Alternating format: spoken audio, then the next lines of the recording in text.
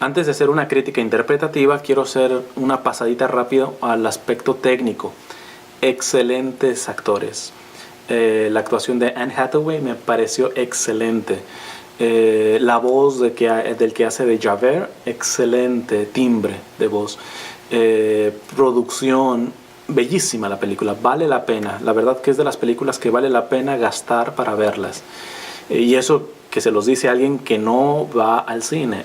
O sea, yo por saber la historia de Los Miserables, no he leído el libro, pero había visto la película del 98, pues sé el argumento y el argumento es riquísimo, pues me parece que esta por mucho se llevó la del 98.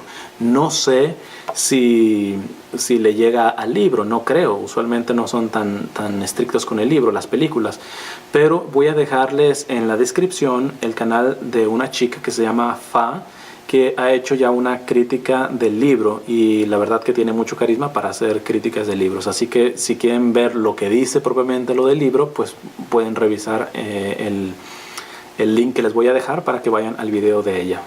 Voy a tocar principalmente 4 puntos que les he puesto un título a cada uno para llevar una interpretación. No será cronológica como les digo, sino interpretativa. Pues comencemos. He puesto como 4 temas o 4 enseñanzas, porque no voy a ser descriptivo cronológicamente con la película, sino estoy sacando las enseñanzas. La primera enseñanza yo la llamaría la misericordia de Dios versus el pecado que no se perdona. Explico rápido los términos. Misericordia viene del latín miserere, que significa miserable, y cor cordis, que significa corazón. Dios es misericordioso porque a su corazón se da a sí mismo por alguien que no lo merece, que es miserable. Y el pecado que no se perdona, Jesús habla de un pecado que no se perdona en la Escritura, que es atentar o blasfemar contra el Espíritu Santo. Se peca contra el Espíritu Santo de 2 maneras concretas. Estoy resumiendo, porque no se trata de dar una doctrina, una catequesis aquí. El pecado que no se perdona es mediante conciencia escrupulosa y conciencia laxa. La conciencia escrupulosa, pongo un ejemplo nada más, es aquella persona que no se dice, he pecado tanto en la vida que Dios no me va a perdonar, o he hecho este pecado gravísimo, gravísimo que Dios no me va a perdonar. Y se cierra tanto, es decir, cree tanto que su culpa es mayor que la misericordia de Dios, que nunca va a la misericordia de Dios. Vamos a decir, se cree tan pecador por los muchos o pocos pecados que tenga, que nunca se va a confesar. Se cierra. Entonces ese nunca va a recibir la misericordia de Dios, el perdón de Dios, no porque no pueda recibirlo, porque Dios perdona a todos, sino porque él cree que su miseria es mayor que la misericordia. Y la conciencia laxa es la persona que dice, bueno, si Dios es misericordioso, pues vamos a darle, vamos a pegarnos a vivir como se nos pega la gana, y al final Dios es bueno y me está perdonando. Pues no, ese es un abuso de la misericordia, no se entiende la misericordia, y ese no será perdonado precisamente porque no busca la misericordia, sino abusa de la misericordia. Entonces ahora acoplemos a la película. Jean Valjean, que es el personaje principal, el convicto, el preso, dice, cantando, obviamente es un musical, dice, no perdono, trae un odio porque se le trató demasiado mal en la cárcel y estaba en la cárcel simplemente por hambre, por haber robado un pedazo de pan. Y entonces ya cuando sale dice, esta es la luz del sol, pero ¿qué puede hacer el mundo por mí? Es decir, lleva odio, lleva cerrazón, no voy a perdonar. Y cuando sale y que tiene oportunidad de comenzar una vida, pero dice, ¿pero qué puede hacer el mundo por mí? La primera interpretación que podemos hacer de esto es que precisamente el pecado lo que provoca es desesperación, pecado contra el Espíritu Santo, pecado que no se perdona, es decir, conciencia escrupulosa, no, yo ya estoy perdido, ya no hay solución conmigo. Después Jean Valjean, después de haber robado al obispo, dice, ni en mí mismo confiaba y él confió en mí. Tuvo una experiencia de la misericordia, pero no reaccionó de momento. En este momento siguió con el pecado que no se perdona, porque dice, aunque me largué con su plata. Recibió la misericordia, pero se negó a acogerla. Se le presentó, pero se negó a acogerla en un primer momento. ¿Esto qué significa? Que el pecado causa la ceguera de la arrogancia. Y digo la arrogancia como ceguera porque ya lo dice el dicho. Si el arrogante supiera lo ridículo que se ve, por arrogancia dejaría de ser arrogante. Sin embargo, Jean Valjean le costó abrirse la misericordia, pero se abrió. Después de que el obispo le perdona, ya cuando lo vuelven a agarrar los policías, Jean Valjean dice: ¿con qué motivo le dejé tocar mi alma con su amor? Yo no era un ladrón, sino su hermano.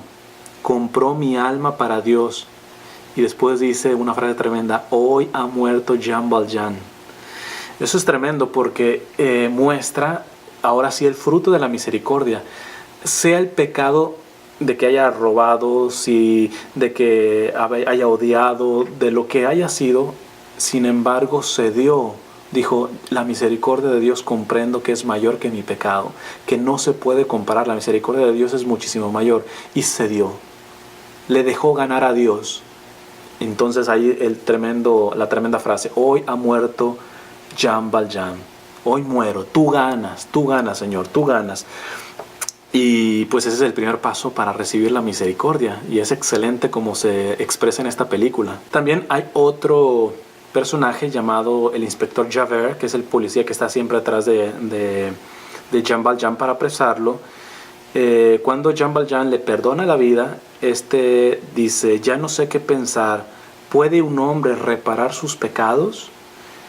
Quiero escapar del perdón de Jean Valjean, pero ¿a dónde puedo ir? Pecado contra el Espíritu Santo. Y aquí es interesante porque el caso de Javert es creyente y él cree que está haciendo lo justo y que está sirviendo a Dios, cuando en verdad está siendo legalista, pero él se cierra al perdón que le está ofreciendo Dios, y como a Dios solamente lo tiene aquí en la cabecita y no ha bajado, no lo ha interiorizado, pues ahí él sí desafortunadamente no se termina abriendo a la misericordia de Dios. Y cuando uno no se abre a la misericordia de Dios, el propio pecado, la propia culpa, el propio azote del demonio, pues nos termina en la desesperación y, como saben, se suicida.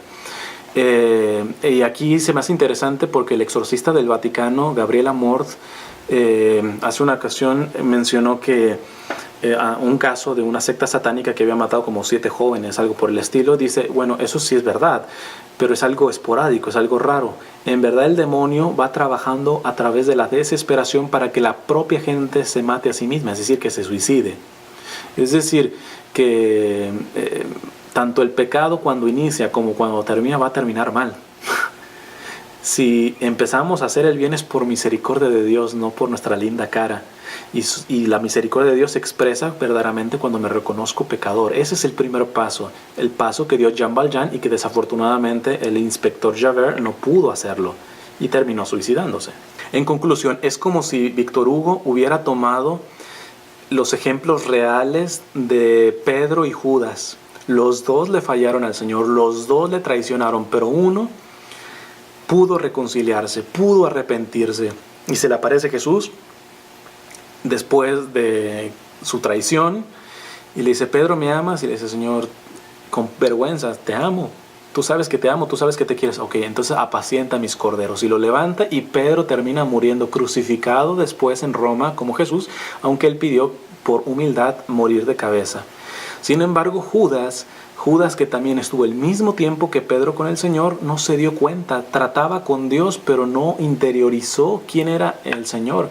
Así que cuando pecó, pues no conoció la misericordia de Dios, que le tocó pues suicidarse. Segunda enseñanza de la película: compasión versus lástima. Aquí explico principalmente la compasión. Compasión viene del griego que es compatire, que significa sufrir con. Y el primer personaje que expresa una compasión profunda y amorosa es el obispo que acoge a Jean Valjean. Lo acoge a un convicto. ¿Qué se puede esperar? Pues que le haga algún daño, que le robe como le terminó robando. Pero la compasión no mide eso. Sufre con. No le da la monedita de lástima. Ok, ya te vi, pobrecito, toma y duérmete allá afuera o lo que sea. Lo acoge. Y aquí es bien interesante porque seguimos teniendo esos ejemplos. Los medios se encargan de sacar solamente lo malo dentro de la iglesia, pero yo les voy a mencionar 2 casos nada más. Uno que es muy conocido, un obispo en Brasil, que él no cierra la puerta de su casa. Está en un barrio duro, fuerte, y sin embargo no cierra la puerta de su casa. Tiene una cama extra y dice: aquí quien quiere entrar a dormir, esta es su casa. ¿verdad? Entonces, es ese aspecto compasivo aún a pesar de los peligros que requiere o que implica ser compasivo. Y lo segundo, les voy a decir un testimonio personal. Yo he estado en muchas parroquias. En una parroquia, un sacerdote ya de edad tenía la costumbre de que si llegaba un migrante de México, Centroamérica, de donde sea, un migrante que no tuviera dónde dormir, lo acogía en la misma parroquia. Inclusive llegó a meter a gente dentro de su casa. Y muchos fueron muy agradecidos, pero a mí a lo menos me tocó 2 casos en donde les robaron. Y no pocas cosas, ¿eh?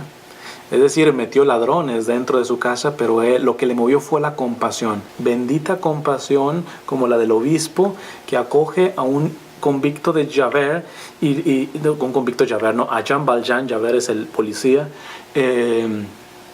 y lo recibe no solamente una, sino lo recibe 2 veces, hasta que la gracia termina haciendo el trabajo con Javert, otra vez, con Valjean. De hecho, cuando acoge a Valjean, el obispo le dice, aunque no tenemos mucho, lo podemos compartir. Era un obispo pobre. Después, cuando ya Jean Valjean roba, estas son las palabras del obispo: nada ocurre por acaso, Dios te tiene un regalo, ve y encuentra tu perdón. En la segunda vez ya no lo acoge en su casa, lo perdona, pero es que también la compasión es de codependencia. O sea, no tolera el mal por el mal.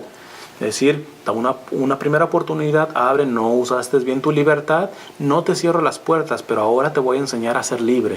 Es decir, ya no te doy el pescado, sino te enseño a pescar. Y es aquí lo interesante, la compasión del obispo genera compasión en Jean Valjean en el futuro, porque se muestra compasivo con los más pobres cuando se hace alcalde de su ciudad y genera fuentes de trabajos a los más pobres.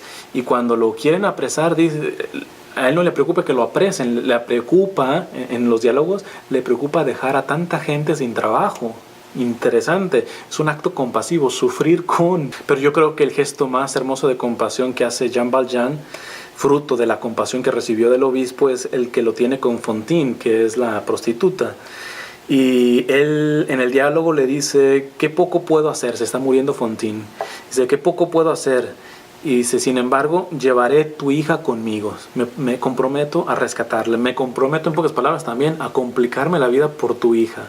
Y aquí quiero compartirles una experiencia. Hace poco estaba dando una conferencia acerca del aborto, que la pueden ver en mi canal de predicaciones.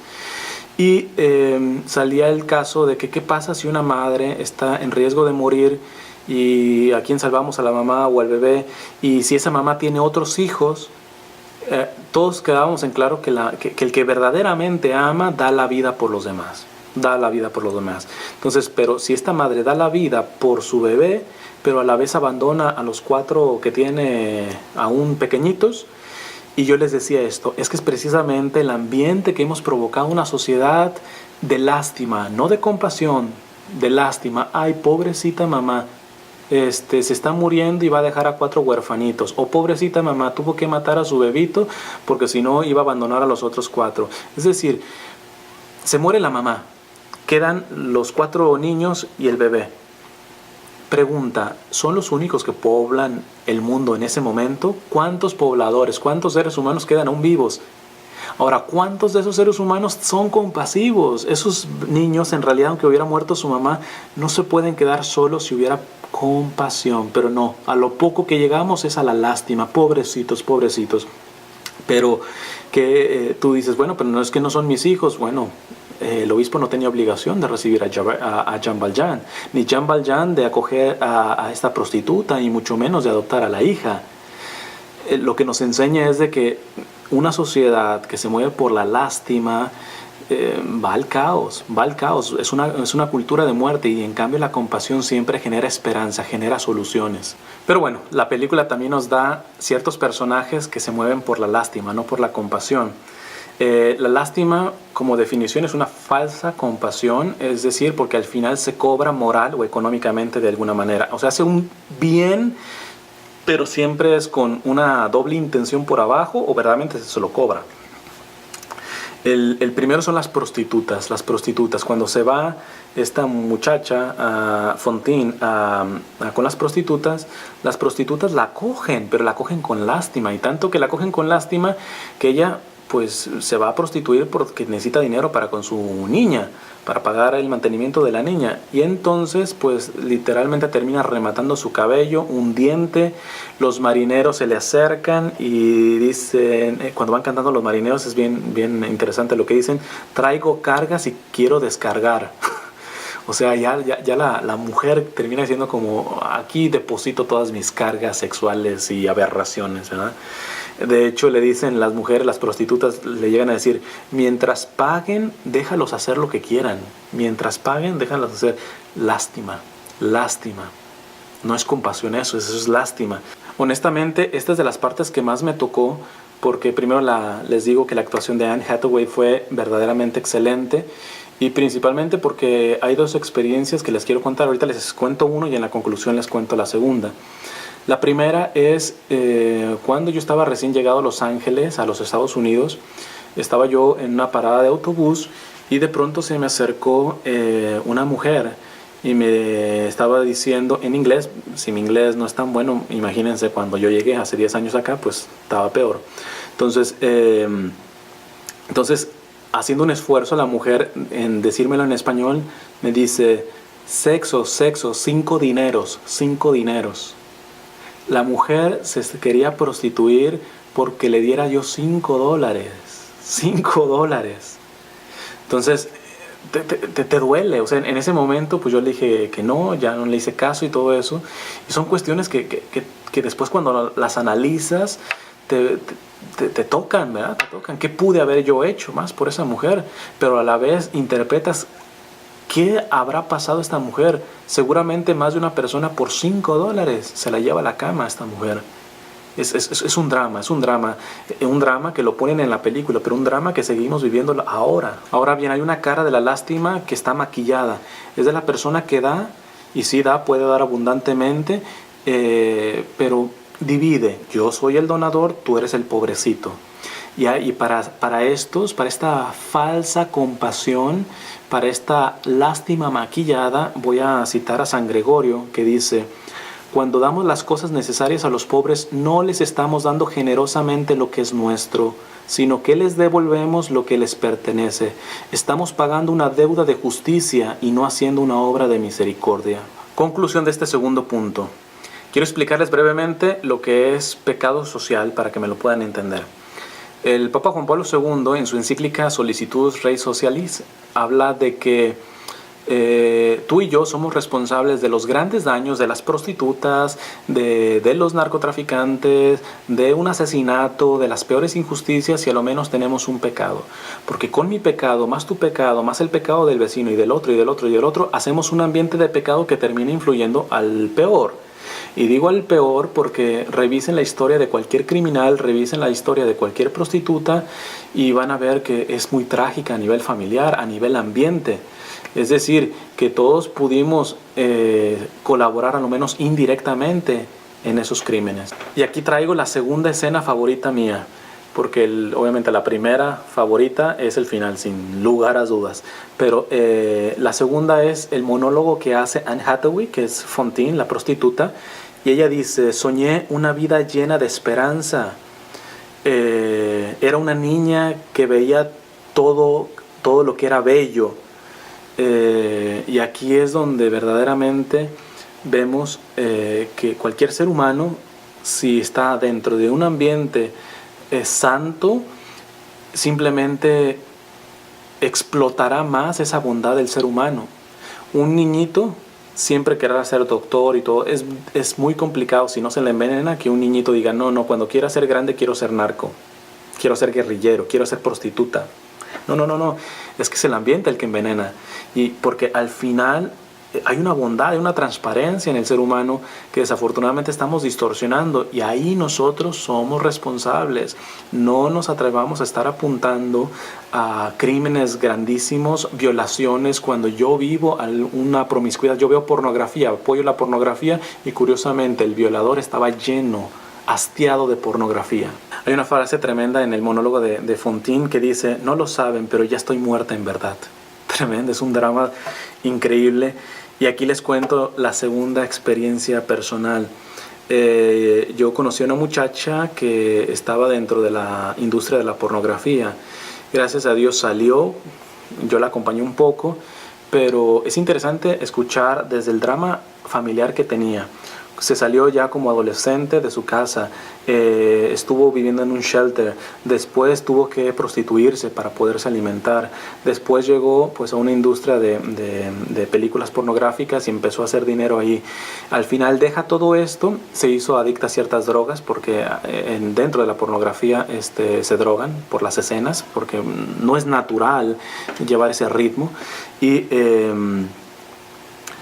Y cuando ella estaba comenzando a salir de eso, ella me decía, pero con toda honestidad, no estaba simulando, y eso es lo que se me sobrecogía el corazón cuando la oías y te decía: no sé para qué sirvo. En mi vida en realidad siempre he creído que lo único que puedo hacer es tener relaciones. Me lo dijo con una palabrota peor, ¿verdad? No sé para qué sirvo. Entonces ya por ahí empezó a saber que tiene carisma para la fotografía. Hasta este grado podemos llevar a la gente, por nuestra responsabilidad social, por estarnos viéndonos el ombligo, por no crear un ambiente santo. Nos conformamos con que sea bueno, pero los buenos no hacen la diferencia. No hacen la diferencia, y los buenos están a un paso de ser malos. Y aquí hay el peligro de creer que esto es cuestión de los ricos, de los presidentes, de los gobernantes, que ciertamente generan mucho de esta injusticia, como en la película El empleado de la factoría. Jean Valjean le dice: sé misericordioso, cuando se están peleando las mujeres y que acusan a esta muchacha y que la arrojan para la prostitución, le dice: arréglalo, pero sé misericordioso, sé compasivo, trátalas. Y no, este es un funcionario que solamente le interesa el dinero y termina siendo pues la injusticia de correr a esta mujer. Pero ¿por qué la corren? Por gente pobre. Las otras mujeres envidiosas, chismosas, calumniosas, originaron esto. Es decir, que tampoco pongamos a los pobrecitos como... Pobreza no es igual a santidad, vamos a decirlo así. La santidad acoge la pobreza, sí, eso es muy diferente, pero un pobre no es igual a santo. Entonces, si alguien dice: yo no tengo que ver con esto porque yo soy pobre, yo soy el primero que he nacido en un ambiente de pobreza, ¿cómo puedo ayudar a los demás? Pues te cito a San Gregorio de Nice, que dice: tú dirás: yo también soy pobre, lo acepto, pero da lo que tienes, porque Dios no te pide que des por encima de tus fuerzas. Tú darás un pan, otro un vaso de vino, aquel una ropa. Así, con la contribución de muchos, se aliviará la calamidad de uno. ¿No ves que la pequeña moneda de la viuda superó los dones de los ricos? Eso fue porque ella dio todo lo que tenía, aunque era muy poco. En fin, nos toca identificar la necesidad de aquel que tiende la mano, pero aquel que también nos la quiere poner la mano en la cara. Hay una escena que me llama la atención cuando Fontaine le escupe a Jean Valjean porque dice, en pocas palabras le dice: yo soy una prostituta porque su empleado me corrió por lo que sea, y está tirada. Y Jean Valjean la quiere abrazar, o sea, la quiere levantar, y ella hace como una cuestión como de defenderse. Muchas veces el hombre violento, o para decir casi todas las veces, por no decirlo todas, el hombre violento, el hombre agresivo, también está tendiendo la mano para que se le ayude. O sea, hay gente que es necesitada y que te va a tender la mano para que le ayudes, pero hay otra que te la va a querer poner en la cara, y esa es otra forma de pedir ayuda. Siguiente enseñanza, yo le llamaría justicia versus ajusticiamiento. Lo primero que tenemos que entender es de que la justicia de Dios no es cuantitativa, sino distributiva.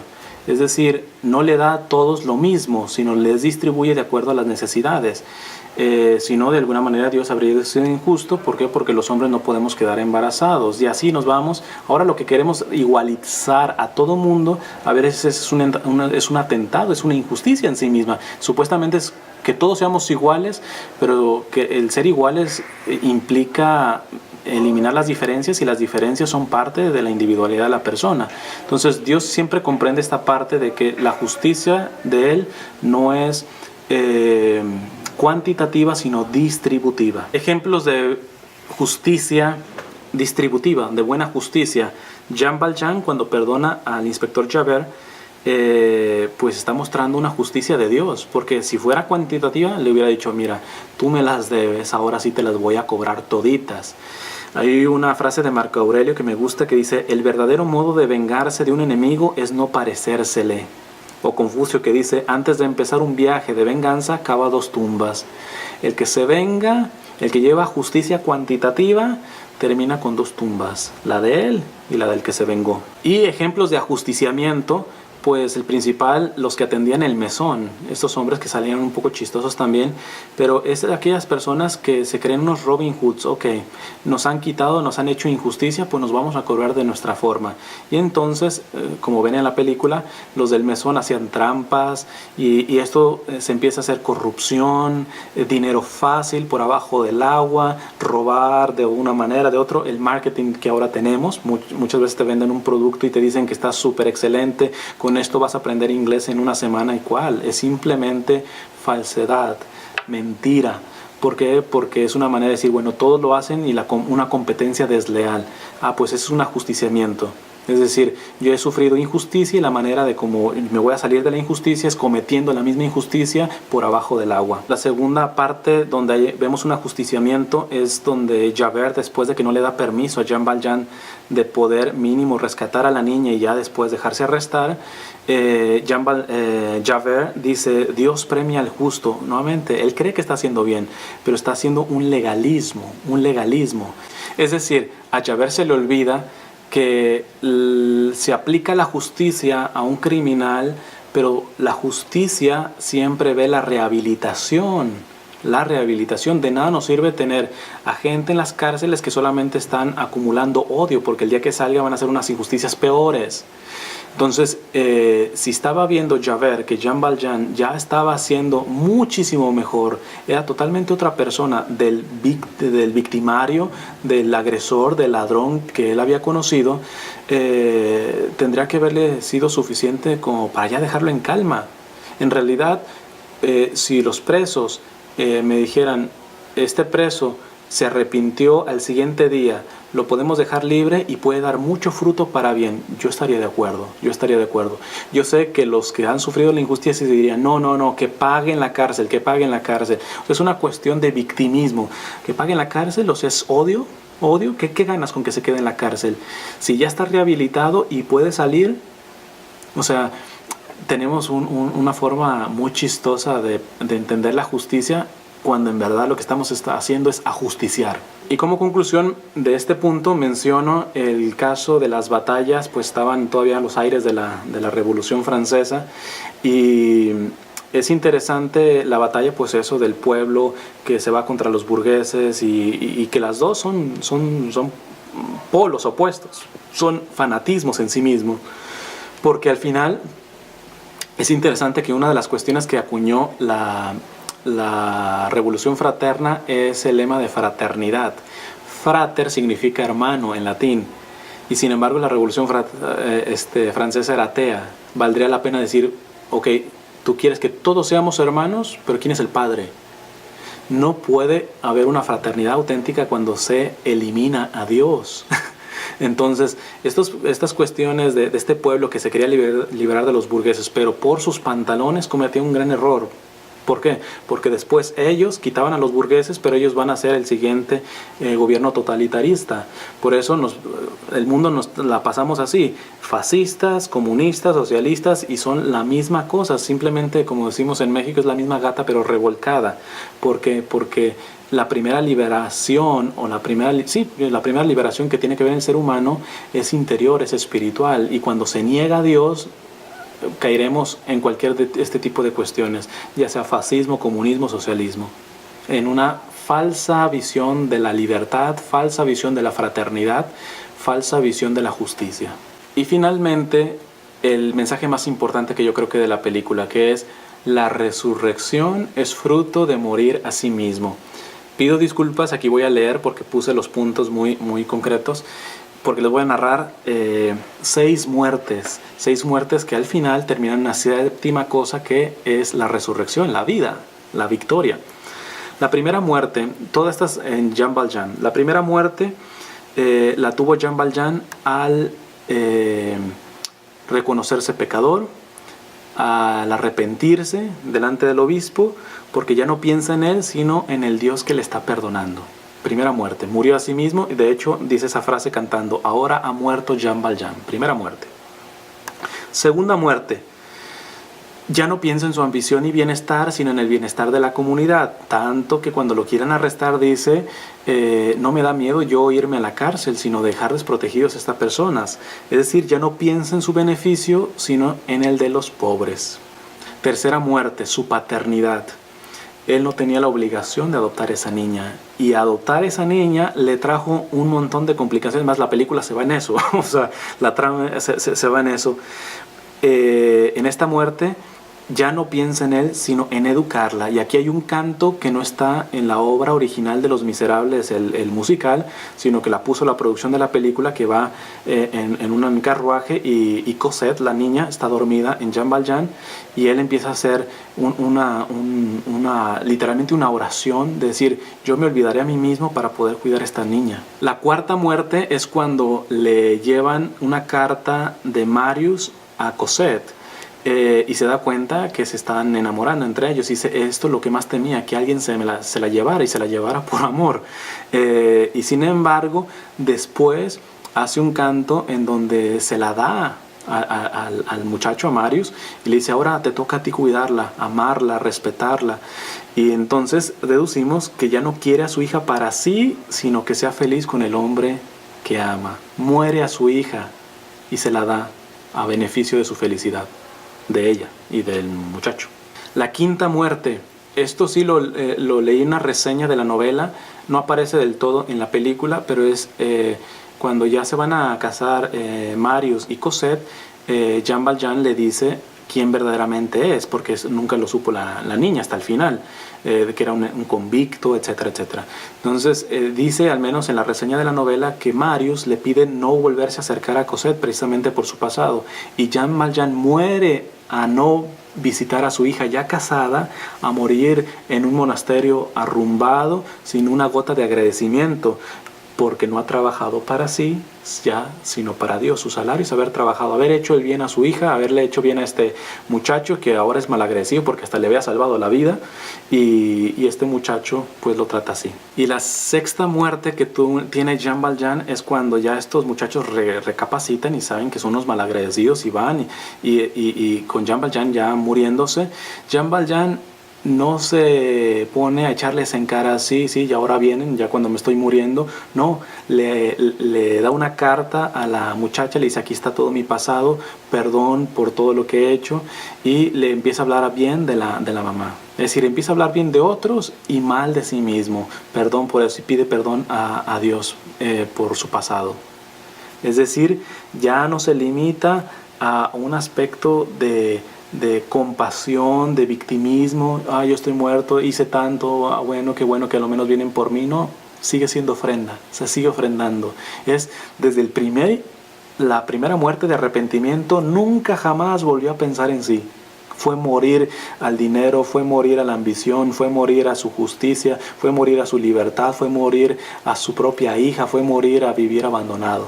Y todo por el salario de saberse fruto de la misericordia de Dios. Y aquí es donde viene el momento importante, que es la resurrección. Muere, y es hermoso cómo llega Fantine a recibirlo. Y hay una frase que dice: amar es eterno, amar a un semejante es como ver la faz de Dios. Aquí me recuerda dos frases, una de Juan Pablo II, con esto de que amar es eterno. Juan Pablo II dice que quien no desea amar para siempre, le será muy difícil amar a lo menos un solo día. Y Madre Teresa de Calcuta también tiene una frase, dice: he entendido la paradoja, que cuando se ama hasta que duele, ya no queda más dolor, sino ya queda solo amor. Esta fue la experiencia de la resurrección de Jean Valjean. Y como conclusión de esta parte, hay un canto en donde Jean Valjean ve a Marius dormido, y empieza a decirle al Señor: sálvalo, es apenas un joven, sálvalo, es su futuro esposo de su hija, entonces sálvalo. Tiene un acto de compasión profunda, pero me gusta que la palabra es sálvalo, dale la paz. Y aquí es lo interesante, nos podríamos hacer una pregunta: Si hoy murieran tus seres queridos, ¿te pudieras quedar tranquilo de que has sido un puente entre ellos y Dios? Es decir, que están salvados. Es decir, que has hecho lo necesario para que esa persona hoy esté con Dios. Porque ese es verdaderamente el fruto del amor, salvar. Los besitos, abracitos, cariñitos, se acaban aquí. Mucho más las cosas. Lo único que perdura es salvar. El amor salva.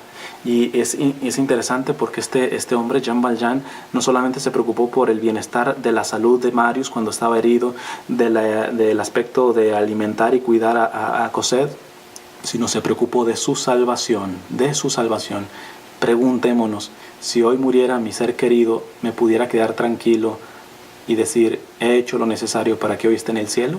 Y finalmente, como conclusión, hay un canto que se dice, ¿quién soy yo? Se empieza a cuestionar Jean Valjean.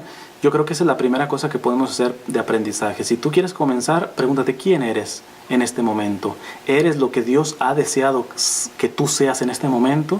¿O te has dejado envolver por ideologías, por consumismo, por materialismos, por nihilismos, por panteísmos, por tantas cosas que realmente lo único que es absorben lo que tú eres, tu verdadera identidad? Hay gente que dice que es libre pensador y basta que vean en la historia, no sé, la Revolución Francesa y están pensando igualito, pero ellos se creen muy originales porque no hay un papa detrás de sus ideas, cuando hay una historia atrás de sus ideas, no son tan originales como ellos creen. Y termino con esto, hay varias muertes en esta película, está la de Fantine, la prostituta, está la muerte de Jean Valjean y está la muerte de Javert, que es el policía que se suicida. Y está una muerte que no se ve, pero se asume que se murió porque es cuando muere Jean Valjean, después, vamos a decir, en el cielo lo recibe el obispo que lo ayudó. Y aquí yo voy a dejar solamente la cita de San Luis Grignon de Montfort. San Luis Grignon de Montfort dice, nosotros tenemos solamente 3 opciones en el momento de nuestra muerte. Sabemos, y dice, y escógete una de las 3 cruces, uno de los 3 crucificados. Se hace referencia a Jesús, que estuvo crucificado con 2 ladrones. Un ladrón se arrepintió, el otro le estaba diciendo a Jesús, oh, si eres Dios, a ver, sálvanos a nosotros y sálvate a ti mismo y todo. Entonces, San Luis Grignon de Montfort le dice, tienes 3 formas de morir, tienes 3 formas también de sufrir. O mueres como un santo, es decir, como Jesús, o mueres como un ladrón arrepentido, o mueres como un orgulloso. Podemos ubicar ya rápido que Fantine y Jean Valjean tuvieron una buena muerte. Una muerte de Fantine yo lo pondría como la de Jesús, porque la crucificaron a la pobre mujer. Fue una injusticia la muerte de esa mujer, como fue una injusticia la muerte de Cristo. Y Jean Valjean, la muerte de un ladrón arrepentido. Y desafortunadamente Javert, la muerte de un arrogante que se creyó más que el mismo Dios. Ojalá que Dios nos ayude a entender esto y ojalá vean la película y que vale la pena. Que Dios les bendiga.